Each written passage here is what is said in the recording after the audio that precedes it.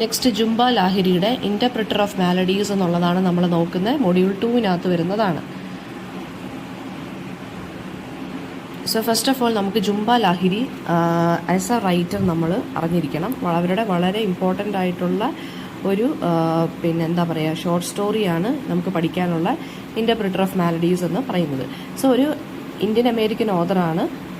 Identity, cultural conflict ഇതിനെക്കുറിച്ചൊക്കെയാണ് അവർ എഴുതുന്നത്.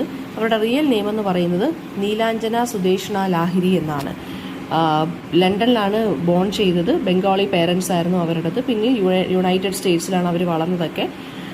എന്താ പറയുക, അവർ ശരിക്കും പറഞ്ഞാൽ അവരുടെ പേരൻസ് എന്ന് പറഞ്ഞാൽ, അല്ലെങ്കിൽ she was A child of immigrants ആയിരുന്നു.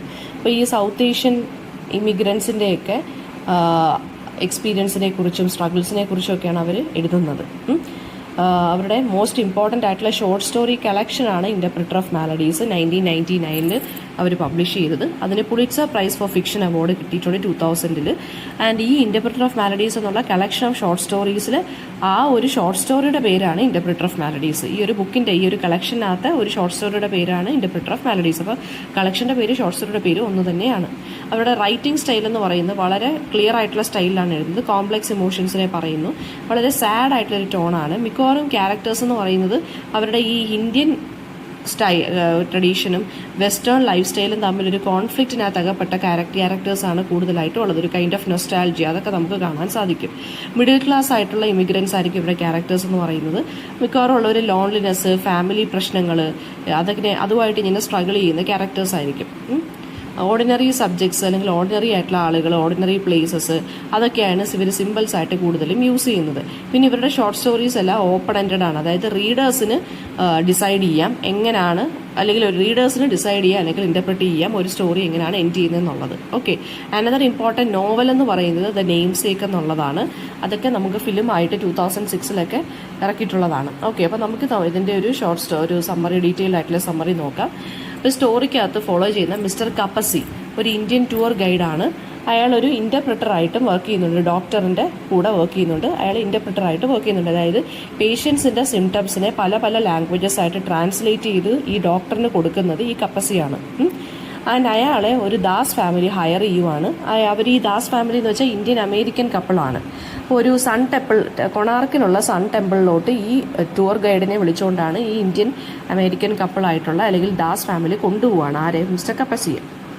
ദാസ് ഫാമിലിക്കകത്ത് മിസ്റ്റർ ആൻഡ് മിസ്സസ് ദാസ് ഉണ്ട്. അവരുടെ 3 കുട്ടികൾ റോണി, ബോബി ആൻഡ് ടീനയുണ്ട്. അവരെല്ലാം ഇന്ത്യൻ ഡിസെൻ്റാണ്, ഇന്ത്യൻ വംശജരാണ്. പക്ഷെ അവർ അമേരിക്കയിലാണ് താമസിക്കുന്നത്. സോ അവർ കുറച്ചും കൂടി ടൂറിസ്റ്റ് പോലെയാണ് തോന്നുന്നത്. സോ മിസ്റ്റർ ദാസ് എന്ന് പറയുന്നത് എന്താണ്, ക്യാമറ എപ്പോഴും കഴുത്തിൽ തൂക്കിയിട്ടുകൊണ്ടാണ് നടക്കുന്നത്. മിസ്സസ് ദാസ് ഒരു ഫാഷനബിൾ സൺഗ്ലാസ് വെയർ ചെയ്യുന്നുണ്ട്, ചൂയിങ്കം ഒക്കെ ചവയ്ക്കുന്നുണ്ട്. അവരുടെ തമ്മിലുള്ള ഇൻട്രാക്ഷൻ കാണുമ്പോൾ തന്നെ ശരിക്കും പറഞ്ഞു കഴിഞ്ഞാൽ എന്താണ്, അവർ കുറച്ച് ഡിസ്റ്റൻസ് നമുക്ക് അറിയാൻ സാധിക്കും.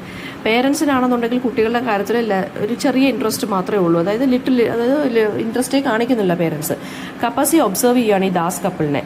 അവരങ്ങോട്ടും ഇങ്ങോട്ടും എന്താണ് ശരിക്കും പറഞ്ഞു കഴിഞ്ഞാൽ സിബ്ലിങ്സ് പോലെയാണ് ട്രീറ്റ് ചെയ്യുന്നത്, അല്ലാതെ മാരീഡ് കപ്പിൾ പോലെയായിട്ട് തോന്നുന്നില്ല. അവരുടെ കുട്ടികളാണെന്നുണ്ടെങ്കിൽ വളരെ ഇൻഡിപെൻഡൻ്റ് ആയിട്ടാണ് ബിഹേവ് ചെയ്യുന്നത്.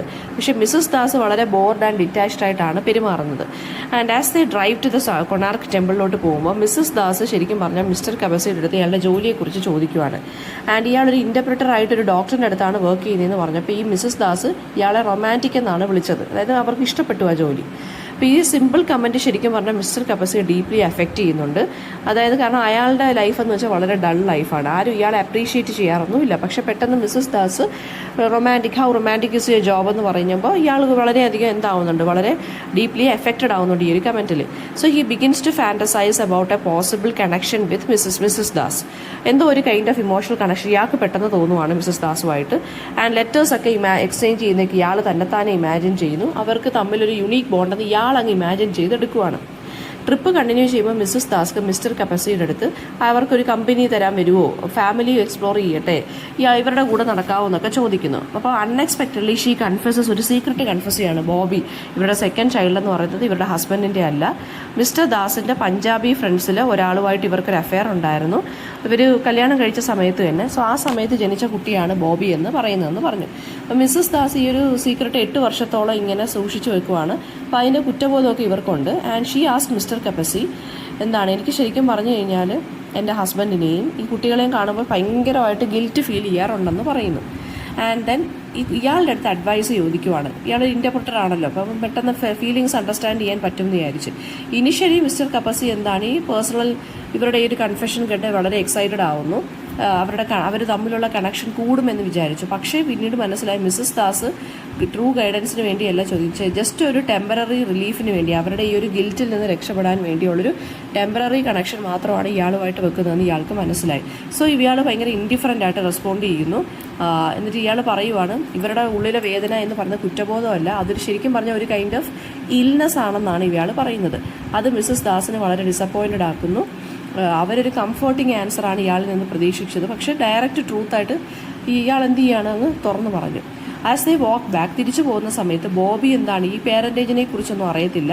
സോ ഈ കുട്ടി വാണ്ടർ ചെയ്ത് മങ്കീസിൻ്റെ കൂട്ടത്തിലങ്ങ് ആയി പോവാണ്. So he's attacked by the monkeys and parents panic ചെയ്യുന്നു. മിസ്റ്റർ കപ്പസിയാണ് ഈ കുട്ടിയെ സേവ് ചെയ്യാൻ വേണ്ടി ഓടി വരുന്നു. മങ്കീസിനെ ഡിസ്ട്രാക്ട് ചെയ്ത് ബോബിയെ രക്ഷപ്പെടുത്തുന്നു. മിസ്സസ് ദാസിന് ഇൻഡിഫറൻസ് വളരെയധികം നോട്ടീസബിളാണ് ഈ സമയത്ത്. അതായത് ഈ കുട്ടിയെ ഈ മിസ്സസ് ദാസ് കംഫോർട്ട് ചെയ്യുന്നില്ല. പക്ഷേ സിംപ്ലി എന്ത് ചെയ്യുവാണ്, അവൻ്റെ ദേഹത്തുള്ള, അതായത് അവരുടെ ദേഹത്തുള്ള ഡ്രസ്സിനകത്ത് പറ്റിയിരിക്കുന്ന എന്താ പറയുക ഈ ബ്രെഡ് ക്രംബ്, ഫുഡിൻ്റെ ക്രംസൊക്കെ ഇവർ ബ്രഷ് ചെയ്ത് കളയുകയാണ് ചെയ്യുന്നത്. As the Das family leave ചെയ്യാൻ വേണ്ടി പ്രിപ്പയർ ചെയ്യുമ്പോഴത്തേക്കും മിസ്റ്റർ കപ്പസി നോട്ടീസ് ചെയ്യുന്നുണ്ട്. അതായത് that a slip of paper with his address flies out of a handbag and disappears into the wind. ഒന്നുമില്ല, മിസ്സസ് ദാസിന് നമ്മുടെ മിസ്റ്റർ കപ്പസി അയാളുടെ അഡ്രസ്സും പേരും ഒക്കെ എഴുതിയൊരു പേപ്പറിനകത്ത് കൊടുത്തിരുന്നു. അപ്പോൾ ആ ബാഗിൽ വെച്ചപ്പോഴത്തേക്ക് എനിക്ക് തോന്നി ഈ ഒരു അഡ്രസ്സ് പറന്നുപോയി. അത് ആരും നോട്ടീസ് ചെയ്തു, മിസ്റ്റർ കപ്പസി നോട്ടീസ് ചെയ്തു. And but he doesn't say anything. അതായത് ഇവർ തമ്മിലുള്ളൊരു കണക്ഷൻ എന്ന് പറഞ്ഞാൽ ഒരിക്കലും സാധ്യമായിട്ടുള്ളതല്ല, ഇയാൾക്ക് തോന്നിയൊരു കണക്ഷനാണ്. അവർക്ക് തിരിച്ചിങ്ങോട്ടില്ല, ഒരു ടെമ്പററി അറ്റാച്ച്മെൻറ്റ്, ഒരു കൈൻഡ് ഓഫ് കണക്ഷന് വേണ്ടിയാണ് അവർ ശരിക്കും പറഞ്ഞാൽ ഇയാളുടെ അടുത്ത് ഈ സത്യം തുറന്ന് പറഞ്ഞത്. ആരോടെങ്കിലും പറയണമല്ലോ, അതൊരു കൈൻഡ് ഓഫ് ഇല്യൂഷനായിരുന്നു ഇവർ തമ്മിലുള്ളൊരു കണക്ഷൻ എന്നാണ് ഇയാൾക്ക് മനസ്സിലായി. അപ്പോൾ ഈ സ്റ്റോറി എൻഡ് ചെയ്യുന്നത് എന്താണെന്ന് വെച്ച് കഴിഞ്ഞാൽ ഈ പേപ്പർ പറന്നു പോകുന്നത് ഇയാൾ കണ്ടിട്ട് ഇയാൾ ആ പേപ്പർ തിരിച്ച് ആർക്ക് കൊടുക്കുന്നില്ല, മിസ്സസ് ദാസിനെടുത്ത് കൊടുക്കുന്നില്ല. ബിക്കോസ് ഹി ഹിംസെൽഫ് എന്താ പറയുക ന്യൂ ദാറ്റ് ഈ ഒരു കൈൻഡ് ഓഫ് കണക്ഷൻ എന്ന് പറയുന്നത് വെറും ഇല്യൂഷനാണ്. ഒരു സാധാരണ ടൂർ ഗൈഡും എന്താണ് അയാൾ കൊണ്ടുപോകുന്ന കുറച്ച് ട്രാവലേഴ്സ് മാത്രമുള്ള കണക്ഷനാണെന്നാണ് ഇയാൾക്ക് മനസ്സിലായത്. അപ്പോൾ ഇവിടെ പറയുന്നത് ഹ്യൂമൻ കണക്ഷൻ്റെ ഒരു ചേഞ്ചിങ് നേച്ചറും മിസ്റ്റർ കപ്പസിയുടെ ലാസ്റ്റ് ഹോപ്പും അയാളുടെ അൺഫുൾഫിൽഡ് ആയിട്ടുള്ള ഡിസയറും ഈ ദാസ് ഫാമിലിയിലുള്ള ഡിസ്കണക്ഷനും അതൊക്കെയാണ് എന്താണ് ഇതിനകത്ത് പറഞ്ഞു പോയേക്കുന്നത്. പിന്നെ തീം എന്ന് പറയുന്നത് കമ്മ്യൂണിക്കേഷനും മിസ്കമ്മ്യൂണിക്കേഷനുമാണ്. മിസ്റ്റർ കപ്പസി ശരിക്കും പറഞ്ഞു കഴിഞ്ഞാൽ മിസ്സസ് ദാസിനെ ഒരു റൊമാൻറ്റിക് ഇൻട്രസ്റ്റ് ആയിട്ടാണ് കാണുന്നത്. പക്ഷേ മിസ്സസ് ദാസിന് ഇയാളൊരു ഇമോഷണൽ റിലീഫ് മാത്രമാവുന്ന ഒരു ടെമ്പററി റിലീഫ് മാത്രമായിട്ടാണ് ഇയാളെ കാണുന്നത്. ഒരു ഓണസ്റ്റ് കമ്മ്യൂണിക്കേഷൻ ഇവർ തമ്മിൽ ഇല്ല, അതുപോലെ തന്നെ ഫാമിലി തമ്മിലും ഇല്ല. അപ്പോൾ അത് ഇമോഷണൽ ഡിസ്റ്റൻസിനെയാണ് കാണിക്കുന്നത്. ഈ ദാസ് ഫാമിലി ഇൻഡോ അമേരിക്കൻ ആണെന്നുണ്ടെങ്കിലും അവർക്ക് ഇന്ത്യൻ കൾച്ചറുമായിട്ട് കണക്ട് ചെയ്യാൻ വളരെ ബുദ്ധിമുട്ടാവുന്നു. അതുകൊണ്ടാണ് ടൂർ ഗൈഡിനെ വിളിച്ചുകൊണ്ട് ഇവർ സൺ ടെമ്പിൾ കാണാൻ വേണ്ടി പോയത്. സോ ഒരു ടൂറിസ്റ്റിനെ പോലെ തന്നെയാണ് അവരും എന്ത് ചെയ്യുന്നത്, ബിഹേവ് ചെയ്യുന്നത്. ആൻഡ് മിസ്റ്റർ കപ്പസി ശരിക്കും പറഞ്ഞാൽ ഇന്ത്യയിലെ ഈ ഒരു മൊണോട്ടണസ് ആയിട്ടുള്ള ഡൾ ലൈഫിൽ ഇങ്ങനെ സ്റ്റക്കായിട്ട് നിൽക്കുന്നൊരു വ്യക്തിയാണ്. മിസ്സസ് ദാസിൻ്റെ കൺഫെഷൻ ശരിക്കും പറഞ്ഞു കഴിഞ്ഞാൽ അവർക്കൊരു കുറ്റബോധത്തിൽ നിന്നൊരു കൈൻഡ് ഓഫ് എന്ത് വേണം, ഒരു അബ്സല്യൂഷൻ വേണമായിരുന്നു. അതുകൊണ്ടാണ് ഇവർ ഇയാളോട് തുറന്നു പറഞ്ഞത്. ആൻഡ് ഇവർ പക്ഷേ ഫൊർഗീവ്നെസ്സോ അല്ലെങ്കിൽ ഒരു ചേഞ്ചോ ഒന്നും പ്രതീക്ഷിക്കുന്നില്ല, ഒരു ടെമ്പററി റിലീഫിന് വേണ്ടിയാണ് ഇവരിത് പറഞ്ഞത്. ആൻഡ് അടുത്തത് ലോൺലിനെസ്സും അൺഫുൾഫിൽഡ്. മിസ്റ്റർ കപ്പസി ലോൺലിയാണ്, അതുപോലെ തന്നെ മിസ്സസ് ദാസും ലോൺലിയാണ്. അപ്പോൾ അതുകൊണ്ടാണ് ഇയാൾക്ക് പെട്ടെന്നൊരു കണക്ഷൻ ഫീൽ ചെയ്തത്. ഇമോഷണലി ഡിറ്റാച്ച്ഡ് ആണ് മിസ്സസ് ദാസ് ഇയാളുടെ ഫാമിലിയിൽ നിന്ന്.